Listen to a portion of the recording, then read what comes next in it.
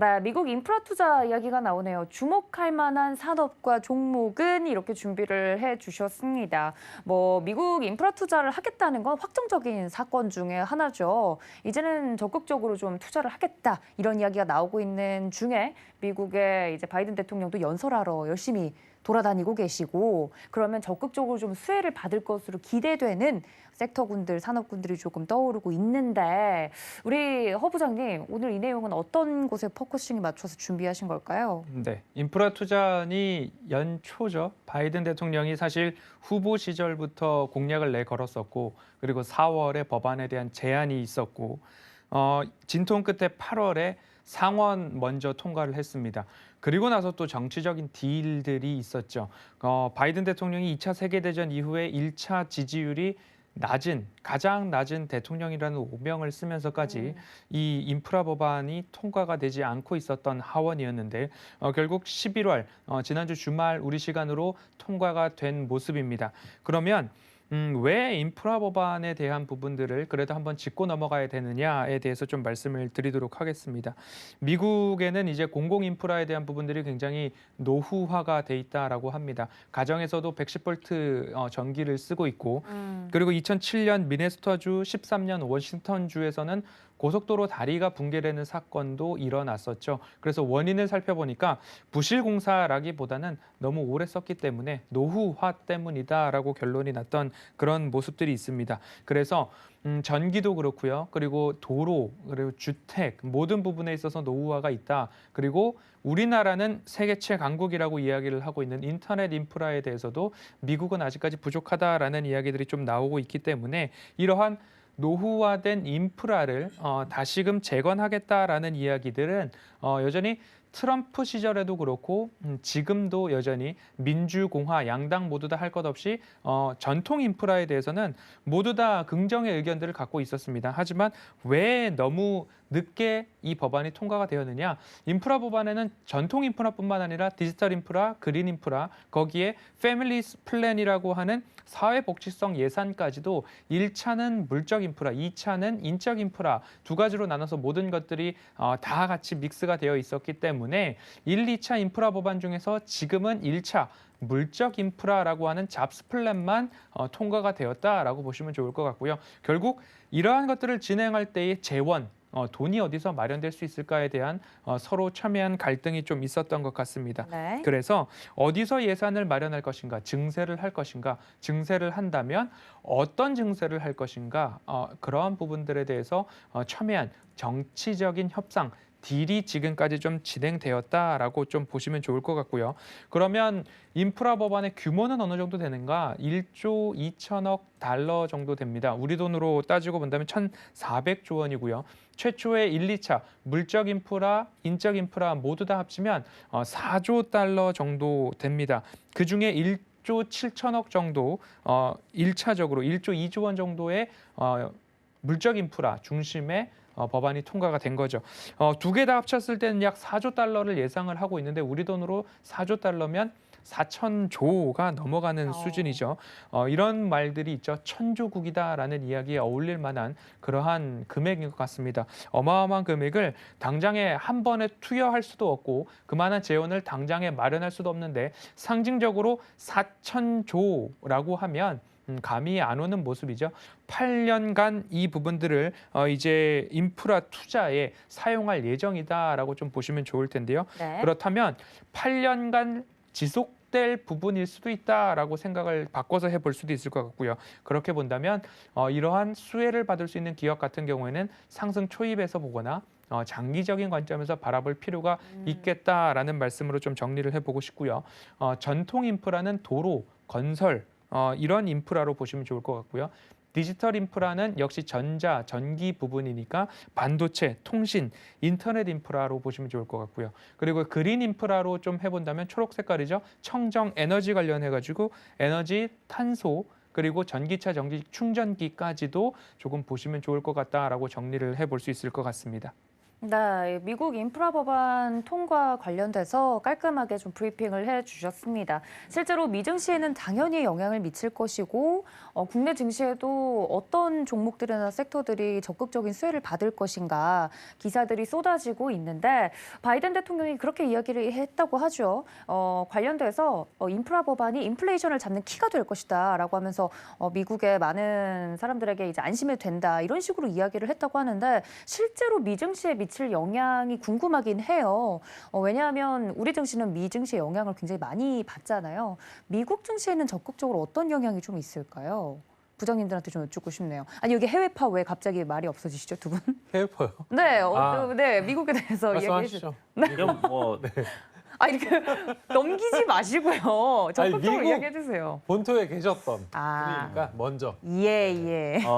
뭐 미국 증시는 좋았잖아요. 예. 근데 뭐 안 따라가고 있으니까 음. 굳이 뭐 미국 좋다고 해서 우리가 뭐 딱히 그렇게 좋아질 거다라는 생각은 안 들지는 들고, 네. 않고 객관적으로. 이제 뭐 허 부장님께서 말씀하신 대로 특정 종목들 중에서 이제 수혜를 입을 수 있는 것들이 분명히 있을 거거든요. 네. 8년에서 10년간 장기적인 플랜이니까 거기에 따라서 좀 공략을 해야 되는 부분이지 않겠나라고 생각이 들고 장기적으로. 미국에서는 사실 지금 뭐 좀 전에 얘기하셨던 이제 그린 쪽으로는 뭐 이제 그 충전소가 이제 전체 뭐 시장 점유율 한 70%를 차지하고 있는 데가 차지 포인트예요. 네. 주가 어마어마하게 올랐습니다 이미. 이미 그러니까 이제 올랐다.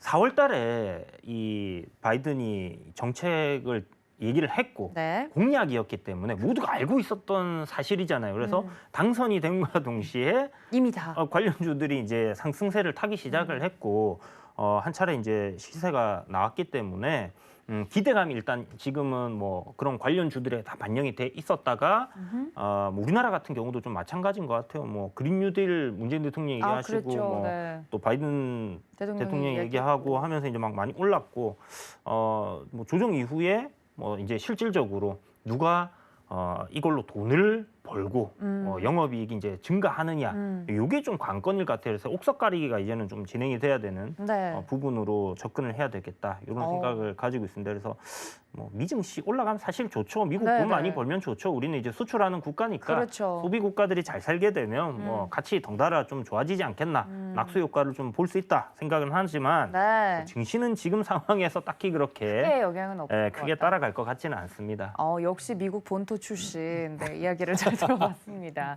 네, 왜 이런 얘기를 하냐면 최근 미 증시가 오른다고 해서 무조건 우리 증시가 간 게 아니었기 때문에 우리나라 증시 영향이 사실 투자자분들은 제일 궁금할 것 같긴 해요. 우리 허 부장님은 산업적으로 어떻게 해석하고 계신가요? 그러니까 증시가 어렵고 디커플링인데 미국의 상승 기에는 우리나라는 디커플링이고 네.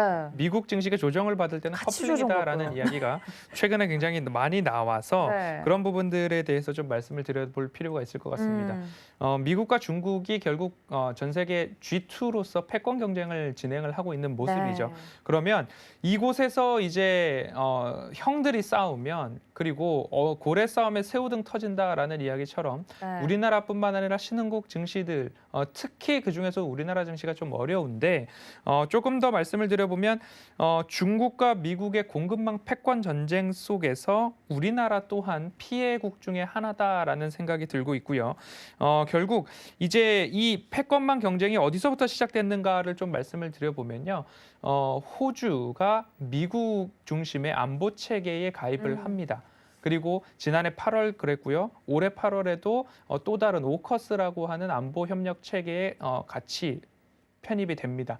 그러니까 중국에서 어떤 이야기를 하냐면 그럼 우리 호주산 석탄 수입을 하지 않겠다라는 이야기를 합니다.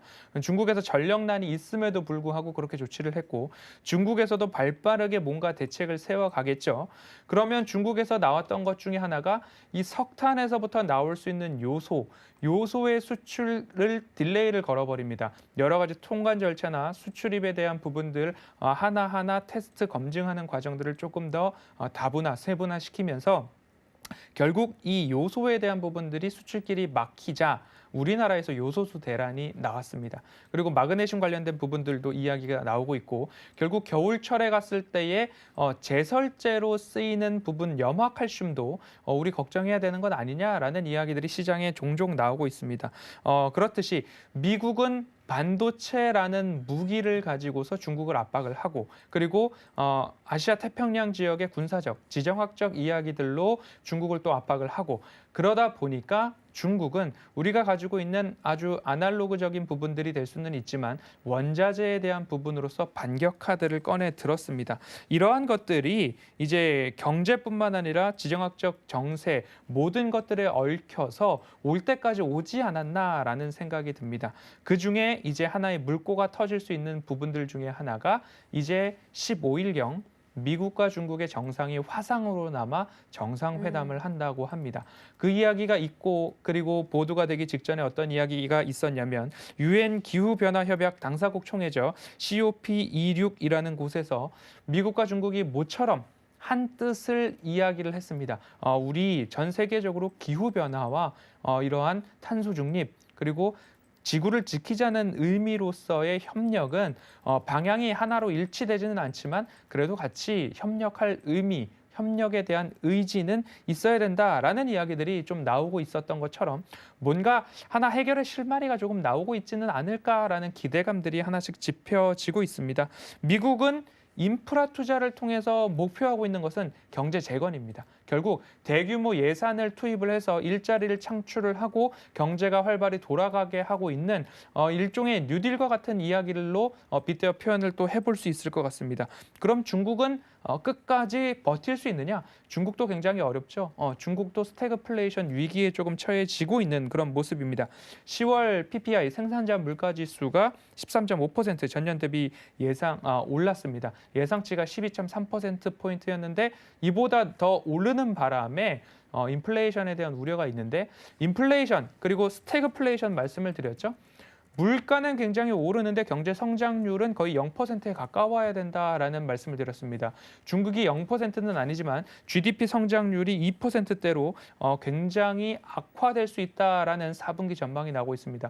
인플레이션은 예상치보다 높아지고 GDP는 예상치보다 낮아지고 있는 그런 중국의 처지도 원자재, 인플레이션과 밀접하게 연관이 돼 있다라는 말씀을 좀 드리고 싶습니다. 그래서 원자재와 관련된 이야기가 네. 미국의 문제만 아니고 우리나라의 문제만 아니고 중국의 문제가 아니고 글로벌 전체적으로 어려움이 있는데 이 해결의 실마리는 누가 풀어주어야 하느냐? 결국 G2 패권 경쟁을 하고 있는 이 두 나라가 한 발자국씩 조금 물러나야 해결의 실마리가 보이지 않을까라는 모습입니다. 그래서 미중 화상 정상회담이 뭔가 다이내믹한 반전을 만들어낸다라는 그러한 의미의 기대감보다는 네. 이러한 얽혀있는 실타래를 풀 수 있는 실마리를 제공해 줄 수는 있지 않을까라는 그러한 정도의 기대감으로 바라보셔도 좋을 것 같습니다. 네, 다음 주에 말씀해 주신 것처럼 미중 간의 화상통화 일정이 잡혀 있기 때문에 뭐 극적으로 갑자기 싸우던 두 나라가 얼싸안는 것까지는 바라지 않지만 정상적인 궤도로 올라오는 것만으로도 화해의 무드 제스처만으로도 시장이 조금 회복할 수 있는 가능성은 있지 않을까 그런 기대감을 투자자분들이 갖고 있는 것 같습니다. 호주 이야기가 나와서 그런 정치적인 맥락을 이야기를 해주셨는데 호주 출신 있으시잖아요. 네, 출신이라고 하면 오해하실 수 있겠네요. 잠깐 다녀왔습니다. 예, 잠깐 다녀오신 우리 최충성 정보부장님의 의견도 궁금한데 여러 가지 정보들이 쏟아져 나오고 있습니다. 여기서 저희가 어떤 걸 옥석가리기를 좀 해야 되는지 인프라 법안 관련돼서 인프라 법안 관련해서는 종목 옥석가리기가 굉장히 좀 중요할 것 같고요. 네. 저게 진행된다고 해서 모든 산업군들의 물론 낙수 효과는 어느 정도 작용을 하겠지만 그게 다 스며들진 않을 것이다라고 말씀드리고 싶고 미국은 사실 그냥 이게 선을 좀 명확하게 좀 그으셨으면 좋겠는데 그냥 쉽게 말씀을 드리면 미국은 미국이고 우리나라는 우리나라다. 다만 우리나라가 가지고 있는 고유의 기술력으로 인정받은 그런 것들, 그 미국에서는 좀 그런 것들을 좀 진행하는 데 있어서 좀 우리 쪽에 요청을 하거나 그럴 수 있기 때문에 뭐 수주를 받거나 그런 부분을 좀 지켜보셔야 될 것 같고 조금은 뭐 인프라 법안이 통과됐으니까 지금 당장 뭐 주가가 막 급상승을 하겠지. 지금 뭐 NFT가 올라가듯이 그렇게 올라가진 않을 것이다라고 좀 지켜보시면 좋을 것 같고 어쨌든 기대감은 반영 중인데 사실 그런 것 같아요. 이런 뭐 법안이나 정책과 관련된 뭐 어제도 뭐 다루긴 했지만 정책과 관련된 부분 사람들이 좀 자극이 되는데 좀 시간이 걸려요. 굉장히 좀 자극이 지금 당장은 좀 미비한 측면이 있다. 주가가 상승하기 시작하면 그때서야 이제 반응을 좀 많이 네. 보이는 게 사실 정책 관련주이기 때문에 어쨌든 그런 부분들을 좀 보시면 좋을 것 같고 뭐 더 나아가서 이제 물가나 지금 뭐 부채가 굉장히 과도하죠. 뭐 우리나라도 마찬가지인데 미국은 뭐 난리가 아닙니다. 어쨌든 지금 뭐 디폴트 위기다 뭐 이런 얘기가 계속적으로 나오고 있는 네. 상황에서 이렇게 많은 금액을 좀 통과시켰다는 것 자체가 저는 이제 경제 관점에서 굉장히 좀 우려스럽습니다. 네, 어쨌든 그런 부분에서는 긍정적으로만은 좀 볼 수 없지 않을까. 돈을 풀어서 사실 부양시킨다. 시장을 부양시키는 건 뭐 초등학생들도 할 수 있는. 솔직히 말씀드리면 경제학 처음에 그냥 돈 풀어서 그냥 경제학을 안 배워도 할 수 있는 얘기거든요. 부족하면 어쨌든 돈 찍어내면 되죠. 네, 돈 이렇게. 찍어내서 네. 그냥 하면 되지. 사실 뭐 미국이 가지고 있는 무기 가장 강력한 무기이고 기축통화국이니까요. 국가이기 때문에 네. 어쨌든 그런 영향은 좀 피할 수 있겠지만 그런 부분들도 경제 관점에서는 조금 우려감을 가지시고 대응을 해보시는 게 어떨까? 뭐 이 부분은 포인트 그냥 뭐 주가랑 사실 상관없을 수도 있어요. 네. 어쨌든 그 부분에서 좀 말씀을 드리겠습니다.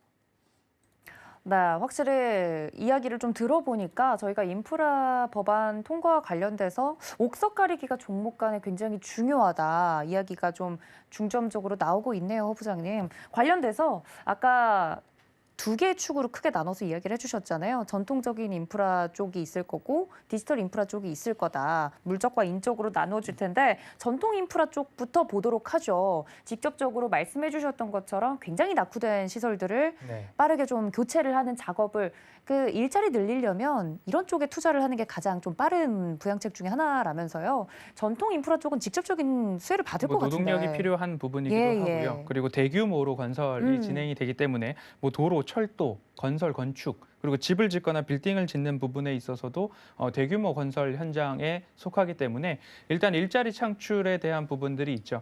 결국 뭐 돈을 풀어서 경제를 부양한다 그렇다라고 한다면 우리가 코로나 팬데믹에 닥쳤을 때에 돈을 풀어서 경기를 부양했던 것과 일종의 돈을 푼다는 부분에 있어서는 일맥상통할 수 있습니다. 그렇기 때문에 유동성을 공급할 때가 있고 유동성을 회수할 때가 있는데 유동성을 공급할 때는 위기 상황이기 때문에 유동성을 공급을 한 거고 유동성을 회수하고 줄여나간 것에 대해서는 코로나 팬데믹이 일정 부분 이제 완화가 되었다라는 시그널들을 감지가 되었기 때문에 또 유동성 긴축에 대한 이야기가 나오고 있는 것입니다. 그리고 나서 이제 미국의 전체적인 목표는 경제 재건이죠. 그것은 두말할 그 필요가 없을 것 같은 모습입니다. 그런데 그 방법론적에 있어서 결국 재원 마련에 대해서 어떻게 그 재원을 마련할 것인가에 대한 정치적인 협상이 조금 더뎠다라고 좀 보여집니다. 그래서 노후화된 교량 문제 이런 부분에 있어서 어마어마한 사고들이 좀 났었고 대공황이나 2차 세계대전 이후에 그렇다 할 개보수에 대한 신규 투자가 없었다라는 부분은 뭐 트럼프 시절이나 바이든 시절이나 지금 민주당이나 공화당이나 모두 다 합의가 되었던 부분이기 때문에 이 대규모 공사에 어떠한 수혜가 있을 것인가 이런 이야기들이 있죠. 건설, 도로, 철도 모두 다 하나가 공통적으로 들어가는데 철이 들어간다라는 이야기 때문에 네. 미국에서도 그렇고 우리나라 시장에서도 그렇고 이러한 철강 산업에 대한 기대감들이 이미 앞서 말씀해 주신 대로 많이 올랐던 그런 부분들이 있습니다. 그러면 아직까지 오르지 않은 부분에 있어서 좀 찾아볼 필요가 있는데 미국의 캐터필러라고 하는 건설 장비를 제조하는 회사가 있습니다. 네. 우리나라로 빗대어 본다면 두산 밥캣이 될 텐데 네. 두산 밥캣에 대해서도 아침에 작전 리포트 시간을 통해서 화요일 말씀을 좀 드렸는데 왜 두산 밥캣에 대한 부분들을 좀 보아야 하느냐를 포인트로 말씀을 드려본다면 매출 비중이 북미에서 72%를 넘는 매출이 나오고 있습니다. 유럽, 중동, 아프리카 쪽에서 20% 가까이 그리고 아시아, 라틴 아메리카, 오세아니아에서 10% 미만 정도가 나오는데 매출액 기준으로 보았을 때는 미국에서 70%의 매출액이 발생되고 있습니다. 그러면 앞으로 인프라 투자뿐만 아니라 바이든 대통령이 주택 공급에 대한 정책들도 이어가고 있는데요. 약 200만 호 정도의 증축에 대한 발표가 있었습니다. 인프라 투자 이외에 그렇다라고 한다면 모든 건설 현장을 보면 큼지막하게 다이너마이트를 터뜨리면서 안반을 터뜨리고 기반을 다지는 그런 공사도 있지만 분명 주택과 관련해서는 소규모 장비들도 투입이 될 수밖에 없다라는 쪽으로 봤을 때는 두산바켓을 전통 인프라 쪽에서는 좀 살펴볼 필요도 있겠다라는 말씀으로 전통 인프라는 큼직큼직한 도로, 건설, 건축 이쪽으로 보셔도 좋겠다라고 말씀드리겠습니다. 네, 관련돼서 우리 허 부장님이 자세하게 이야기해 주셨는데 말씀해 주신 종목 중에 두산바켓 오늘 말고 이제 어제 포함해서 이틀 연속 강세를 좀 보였잖아요. 네. 계속 이쪽 봐도 되는지 관련돼서 투자하시는 분들은 기대감이 커졌을 것 같거든요. 뭐 국내에서 움직인 종목들에 대해서는 다른 두 부장님의 생각 어떠신가요? 뭐 저도 영어로 여쭤봐야 되나요? 네. 저도 뭐 비슷한데 당황스럽네요. 예, 일단 예. 뭐 생각이 딱 나는 게 뭐 LS 일렉트로닉하고 그러니까 네. 예전에 이제 LS 산전이었어요. 그렇죠. 이름 그러니까 바뀌었죠. 대한전선하고 LS 산전이 이제 우리나라 네. 그 양대 전선 관련해서 이렇게 축이었는데 네. 뭐 대한전선이 많이 힘들어졌습니다. 그러면서 이제 시장 점유율 거의 뭐 LS 산전이 다 가져가는 그런 상황으로 이제 만들어졌다라고 봐야 되는 부분이고 네. 말씀하신 것처럼 이제 뭐 공사를 하는 데 있어서 도로를 깔고 하는데 뭐 다양한 부분들이 필요를 하겠죠. 거기에 이제 전선은 당연히 들어갈 수밖에 없는 부분이니까 LS 일렉트로닉하고 그다음에 두산바켓 분명히 수혜를 좀 입을 수 있다라고 생각이 들어요. 실질적으로 지금 실적 대비해서 좀 저평가되어 있는 종목이고요. 요게 지금 보니까 컨센서스 한 6천억 정도로 이렇게 잡히는 부분들이 있던데 그 정도 실적이라고 하면 사실 지금 시가총액 대비해서는 앞으로 갈 길이 굉장히 많이 남았다. 그래서 업사이드 최소한 80에서 100% 정도를 봐도 되지 않겠나라고 생각을 하고 있고요. 만약 진짜 적정 주가를 찾아간다라고 하면 네. 그렇게 좀 볼 수 있을 텐데 이게 뭐 급등이 나와서 바로바로 가는 그런 흐름은 아닐 것 같고 오르락 내리락 하면서 천천히 우상향 흐름을 만들어 갈 것 같다는 생각이 들어요. 그린 에너지 관련해 가지고 하나 큐셀을 보유하고 있는 하나 솔루션인가 뭐 이렇게 네. 옛날에 이제 하나 이름이 뭐였지? 하나화학이었나? 네. 그랬는데 이름이 이제 하나 솔루션으로 바뀌었는데 예전에 이제 하나 큐셀 같은 경우는 굉장히 한화의 골칫덩어리였습니다. 엄청난 적자를 보는 기업이었는데 시대가 바뀌면서 이렇게 굉장히 좋은 흑자를 내는 기업으로 바뀌었고 네. 사실 하나 솔루션도 굉장히 저평가되어 있어요. 그런데 앞서 얘기 드린 것처럼 좀 너무 선반영된 거 아닌가. 그린 주가가 뉴딜에 달릴 때. 대한 그런 네. 부분 때문에 주가가 너무 많이 올라 있던 부분이라서 좀 어느 정도 쉬어가는 그런 국면에 놓여 있기 때문에 뭐 나중에는 또 올라가겠죠. 인류 생존 테마에 들어가 있는 부분이기 때문에 장기적인 관점으로는 또 상승 흐름이 나올 거다라고 생각이 들고 뭐 철강 좀 전에 철이 들어간다 얘기해 주셨는데 포스코 포스코 갈 포스코 수밖에 없겠네요. 수출 많이 하잖아요. 예, 그죠? 예. 갈 수밖에 없다. 뭐 생각을 하고요. 뭐 역시나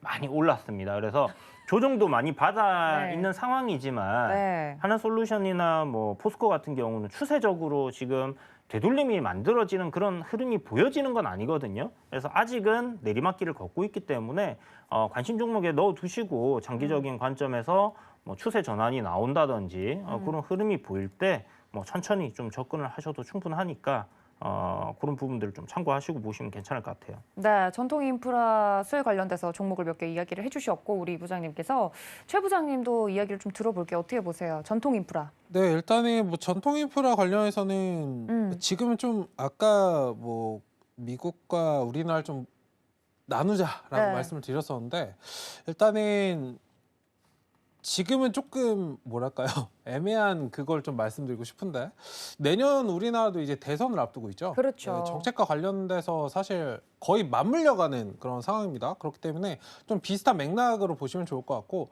사실 큰 틀을 벗어나지 않으셨으면 좋겠어요. 그냥 기본적으로 딱 인프라 관련돼서 투자를 하시겠다 하시는 분들은 뭐 그거를 보시면 되고 저는 그냥 기본적인 맥락에서 지켜볼 때 우리나라도 정책과 관련돼서 봐야 되는 그런 부분 그리고 미국에서 인프라 관련돼서 다시 겹쳐서 이제 본다면 굉장히 좀 중요하지 않을까.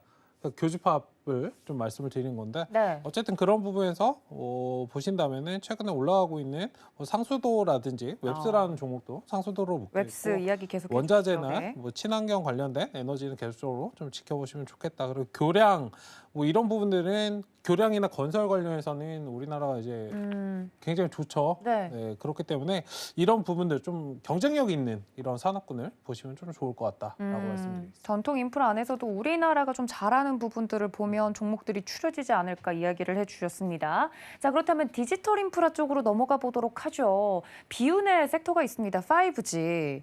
예, 이 이야기를 하면 이제 갖고 계신 분들이 5G 하고 우신다고 이야기를 하는데 KMW 주주분들도 그렇고. 예, 맞습니다. 그 디지털 인프라 쪽으로 오면 이야기가 확 매기가 쏠리면 이런 종목들 갈 수 있지 않을까 싶은데 디지털 관련돼서는 디지털 어떻게 보세요? 인프라는 뭐 초고속 인터넷, 뭐 네. 5G, 6G, 그리고 반도체, 클라우드 서버 모두 다 총망라할 수 있을 것 같습니다.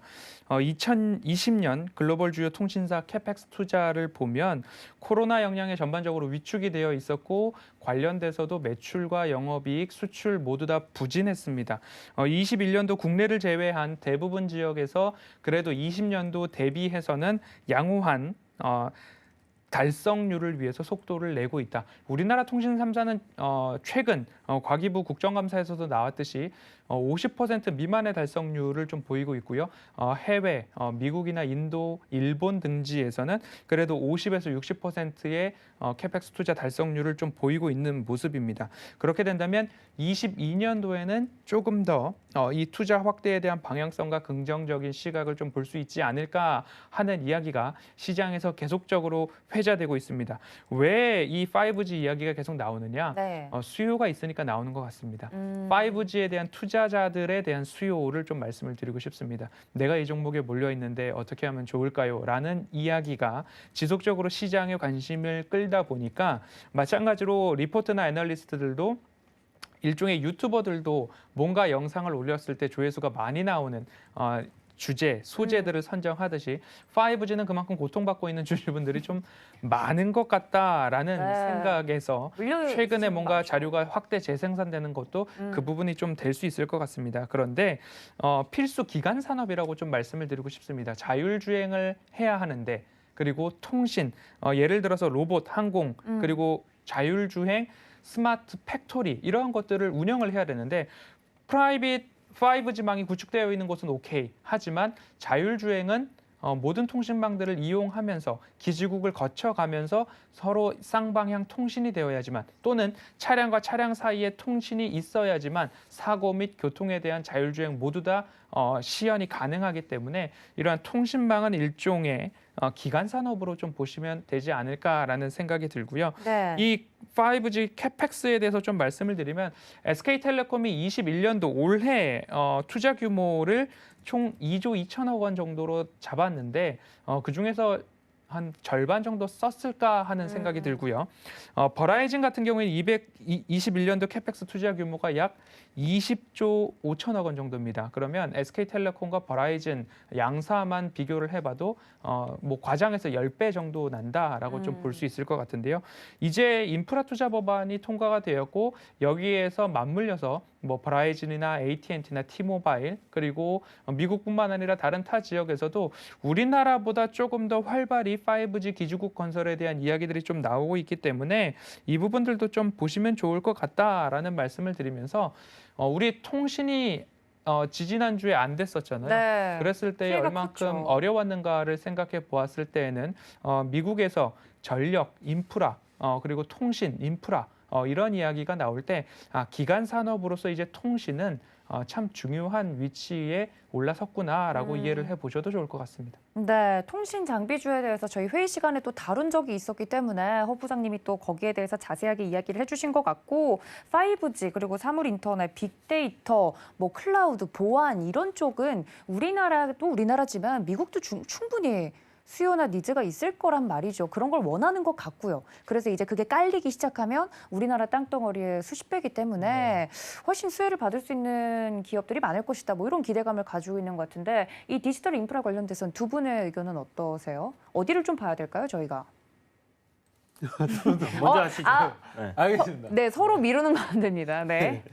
일단은 디지털 인프라 관련돼서는 뭐 통신은 사실 뭐 4차 산업이나 뭐 디지털 관련해서는 거의 꽃이죠. 없으면 그렇죠. 안 되는 부분이기 때문에 어쨌든 뭐 그 부분도 좋지만 일단 조금 산업군의 변화 측면에서 보시면 어떨까. 아까 자율주행도 말씀해 주셨지만 뭐 사물 인터넷이라든지 빅데이터, 뭐 클라우드 관련해서도 좀 지켜보시면 좋지 않을까라고 뭐 보안도 마찬가지고요. 그런 쪽으로 좀 말씀을 드리도록 하겠습니다. 네, 우리 이 부장님은 저는 이제 어떻게 보면 미국 주식이 될 수도 있을 것 같은데. 미국 주식이에요. 네, 네. 스타링크라고 있어요. 이제 앨런 머스크가 소형 위성을 갖다가 이제 뭐 주먹만 하다고 들었는데 그렇게 작아요. 네. 네, 그런 위성을 갖다가 이제 지구를 감싸는 그래서 전 세계 어디서든지 인터넷을 사용을 할 수 있고 속도가 뭐 느릴 거다라고 생각하는데 굉장히 빠릅니다. 생각보다. 그래서 우리가 지금 쓰고 있는 뭐 100메가 이상의 속도가 이제 나온다고 하니까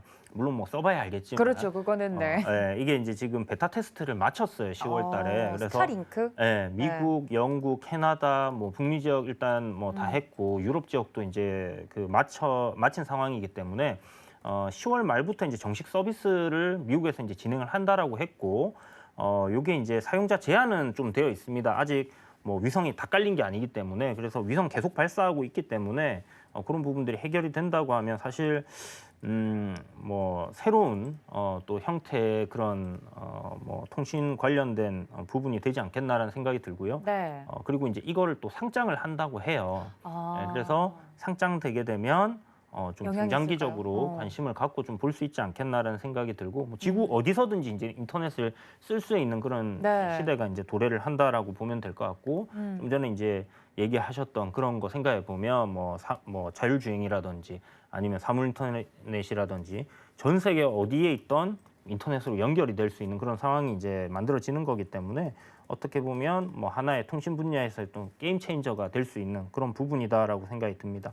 뭐 우리나라에서도 서비스를 한다고 하는데 사실 10기가짜리 인터넷도 나와 있잖아요. 쓰는 사람들이 그렇게 많지는 않지만 그런 상황에서 과연 뭐 어느 정도 또 경쟁력이 있을지 하는 부분도 생각을 해봐야 될 것 같고 그래서 뭐 저는 일단 디지털 인프라 관련된 부분 이게 수혜주다라고 생각은 하긴 좀 어렵지만 딱히 5G 같은 경우도 지난번에 말씀드렸지만 돈이 일단 들어오는 거를 좀 확인을 해야 될 것 같아요. 실제적으로 네, 투자가 실질적으로 되나? 그러니까 네. 옥석가리가 필요해요. 그러니까 돈 잘 버는 기업 있어요. 서진 시스템 같은 경우는 영업이 주가도 굉장히 잘 잘 나오고 갔죠. 있고 네. 실적도 괜찮고 하는데 뭐 그런 것들이라면 괜찮지 않겠나 생각 드는데 일단 옥석가리 좀 필요할 것 같고 그건 좀 네.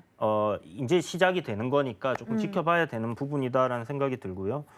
그래서 뭐 일단 스타링크 정도 상장하게 되면 뭐 미국 주식 또 투자하시는 분들 그러니까요. 한번 공략을 해보셔도 괜찮지 않겠나. 생각이 역시 듭니다. 미국 유학파.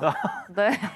그거는 좀 알겠습니다. 상관이 없이. 네, 저희 회의를 참석하시면 이렇게 미국 주식 이야기까지 좀 들어갈 수 있다는 게 포인트인 것 같네요. 네. 그리고 아까 미국과 중국 이야기가 나와서 인류 생존 테마를 주창하신 우리 이 부장님이 또 이야기를 해주시니까 에너지 인프라 이야기도 안 할 수가 없을 것 같습니다. 미국과 중국이 유일하게 서로 이야기가 맞아 그거는 네 말이 맞다. 서로 이제 협력을 하기로 한 게 이렇게 살다가는 죽는다 싶어서 친환경이나 에너지 쪽에 좀 합의를 한 부분들은 이야기가 계속 되고 있잖아요.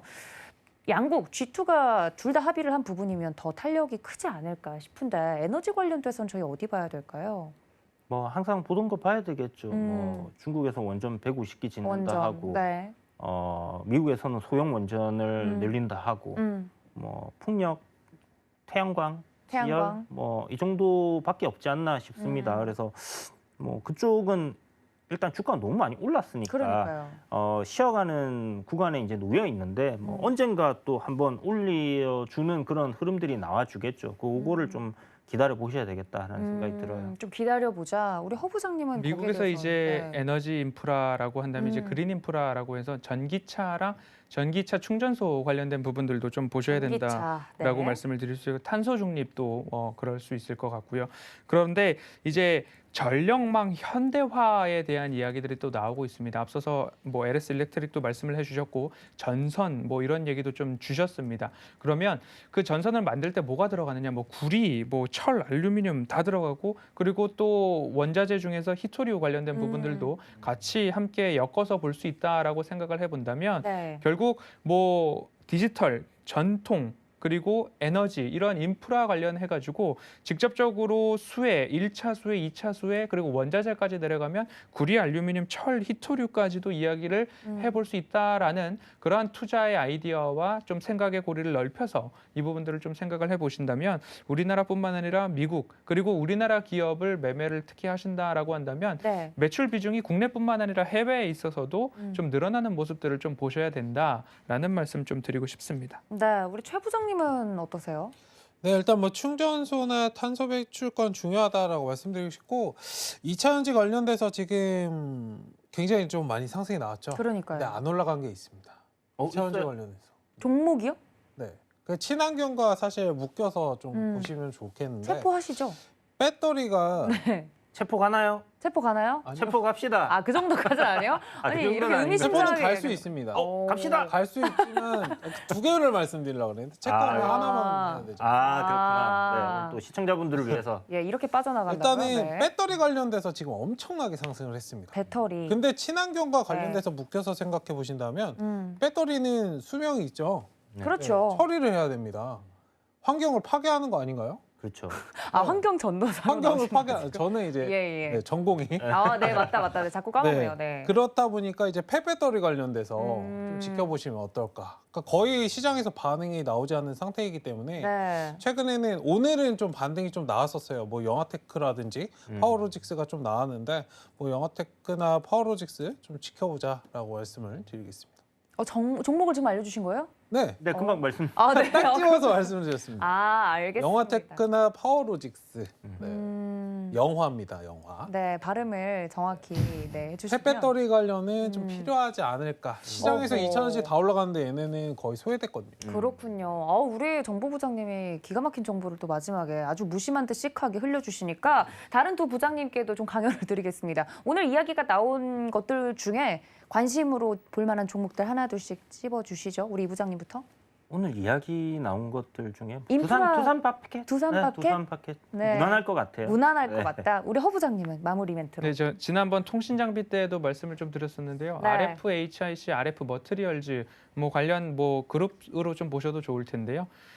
국내 투자 캐펙스가 약 2조 원이라 말씀을 드렸고 버라이즌만 보더라도 20조 원을 넘어가는데 국내 방식과 그리고 해외 방식이 좀 다릅니다. 그런데 해외 방식 직납을 하고 있는 기업들 중에 몇 곳을 찾아보면 그중에서 하나가 또 RF HIC가 또 선정이 될 수 있기 때문에 그 부분도 한번 살펴보시면 결국 국내뿐만 아니라 해외에도 직납을 하고 있느냐 네. 이 부분을 뭐 두산 파켓도 그렇고요. 네. RF도 그렇고요. 함께 살펴보시면 좋을 것 같습니다. 네, 관심 종목, 오늘 주제에 맞는 종목들까지 소개를 좀 들어봤습니다. 여러분들 자세한 종목에 대한 이야기는 노란톡 들어오시면 되겠습니다. 문자 샵 0082번으로 부장님들 불러주시면 함께할 수 있는 방법 안내해드리고 있으니까 많은 참여 부탁드릴게요.